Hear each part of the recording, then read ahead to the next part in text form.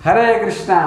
तो श्रीमद् भगवद गीता यथार्थ रूप से अध्यान योग से और अध्यक्षा चल रहा है और श्लोक नंबर जो है 29 है। तो ध्यान योग जो योगी होते हैं वो परफेक्शन मिल जाता है उसको, उसका भी लक्षण यहाँ बताया जा रहा है कि किस प्रकार से वो सर्वत्र सारे जीवों में भगवान को देखता है और भगवान में सारे जीवों को देखता है और सारे सर्वत्र देखता है। तो बहुत सुंदर ढंग से बता रहे हैं भगवान श्री कृष्ण कि हमारा भक्त का लक्षण क्या है। यहाँ देख लो, श्लोक पढ़ता हूँ मैं, उसका अनुवाद पढ़ता हूँ, उसके बाद चर्चा करेंगे। सर्वभूतास्तम आत्मानं सर्वभूतानि चात्मनि ईक्षते योगयुक्तात्मा सर्वत्र समदर्शनः।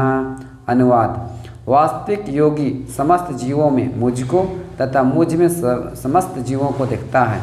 निस्संदेह स्वरूप सिद्ध व्यक्ति मुझ परमेश्वर को सर्वत्र देखता है। हरे कृष्ण।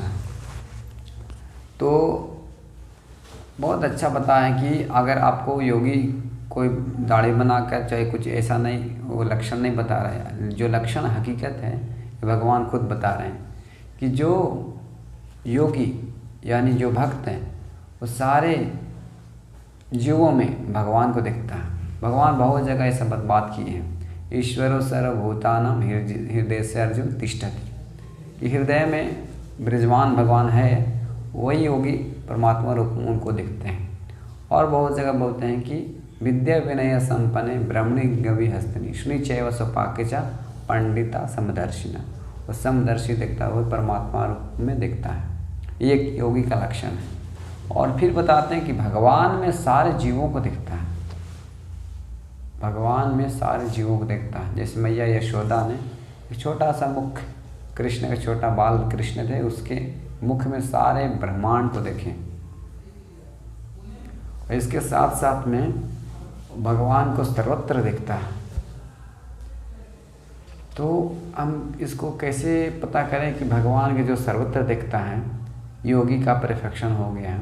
जैसे अभी सर्वत्र भगवान कुछ बोलते हैं कि सर्वत्र भगवान जब है तो मंदिर में पूजा करने की क्या ज़रूरत है। लेकिन यहाँ प्रश्न किया जा सकता है कि सारे शक्ति रूप में भगवान श्री कृष्ण विराजमान है और उनको अनुभूति करता है। श्री चैतन्य चरितामृत ग्रंथ नामक में उसमें भी बताया गया है कि सारे जंगम अथवा जंगमा देखे ना देखे तारे मूर्ति, सारे जहाँ भी देखता है उसका स्फूर्त होता है अपने इष्ट देव का। ये भगवान की शक्ति है। जैसे एक दूसरा एग्जाम्पल देखें, एक छोटा बच्चा घर में है और उस स्कूल गया है पढ़ने के लिए, तो उसका जो सारे कपड़े हैं, जूते हैं, तो उसकी माँ जो है कभी झाड़ू लगाती है तो इसका तुरंत स्मरण आ जाता है कि मेरा बच्चा का है। तो कभी भी अपने बच्चे से मतलब विलग नहीं हो पाता, हमेशा याद रखता है। उसी प्रकार से जो एक भक्त होते हैं तो सारे हमेशा 24 घंटा कृष्ण, एक्चुअली भगवान श्री कृष्ण से हम लोग घिरे हुए हैं, हम लोग अलग नहीं हैं, लेकिन हमको कितना सारे शक्तियों को, भगवान की सारे शक्तियों को देखकर हम स्मरण कर पाते हैं। और एक चीज़ और बताया जा रहा है, तात्पर्य प्रभुपाद जी समझाते हैं कि जो जीव है सबके हृदय में बैठे हुए हैं,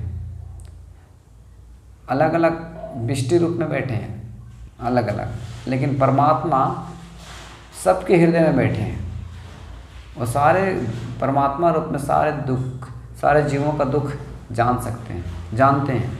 लेकिन एक जीव है, एक के आदमी के हृदय में बैठा हुआ तो दूसरा जीव के हृदय में वो जान नहीं पाता है।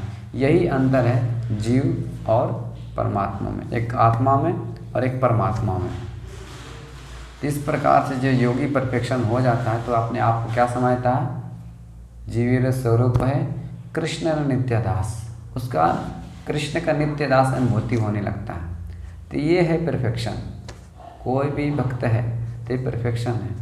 जो भी संप्रदाय अपना लो, लेकिन ऐसा परफेक्शन नहीं आता तो आप हकीकत में योगी नहीं हो, न भक्त हो, न कुछ भी हो। तो इस प्रकार से लक्षण शास्त्रों के अनुसार हम देखेंगे, पढ़ेंगे तो समझ पाएंगे कि योगी का ये असली परफेक्शन है। तो ध्यान योग कीजिए या भक्ति योग कीजिए, ये परफेक्शन आना चाहिए कि सर्व जगत में सर्वत्र भगवान की स्फूर्ति हो और भगवान की कभी भूले नहीं, और भगवान का हमेशा, कृष्ण का हमेशा याद रखें। यही सारे शास्त्रों का सार है। ठीक है, हरे कृष्णा।